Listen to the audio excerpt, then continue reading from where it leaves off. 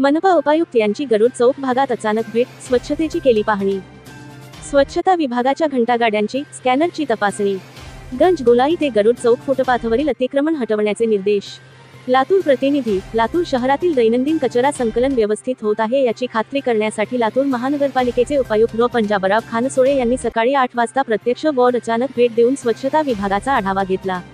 उपस्थित कर्मचारी, घंटागाडी व घरावर लावलेले स्टिकर यांची पाहणी केली। तसेच फुटपाथची पाहणी केली असून त्यावरील अतिक्रमण तात्काळ हटवण्याच्या सूचना दिल्या आहेत। शहरातील नाथनगर, गवळीनगर, बालाजीनगर, सिद्धार्थ सोसायटी, कृपा सदन रोड सारख्या विविध भागात अचानक भेटी देऊन घंटागाडी व त्यांच्या कामांची पाहणी करत कचऱ्याचे वर्गीकरण, घंटागाडीवरील गाणे व नागरिकांच्या भेटी घेऊन स्वच्छतेबाबत विचारणा केली। शहरातील स्वच्छतेबाबत कचऱ्याच्या व्यवस्थापनाबाबत प्रशासन अतिसंवेदनशील असून त्यादृष्टीने उपाययोजना केल्या जात आहेत। मनपाने नेमून दिलेली कंपनी कामाची पूर्तता करत आहे का, त्यांनी लावलेले स्कॅनर व मूळ उद्देश स्वच्छता हा पूर्ण होत आहे का याची चाचपणी केली। दरम्यान स्वच्छता विभागाची सर्व कामे व्यवस्थित पार पडत असतानाची दृश्य मनपा उपायुक्त डॉ. खानसोळे यांनी जवळून पाहिली व नागरिकांच्या अभिप्रायामुळे समाधान व्यक्त केले।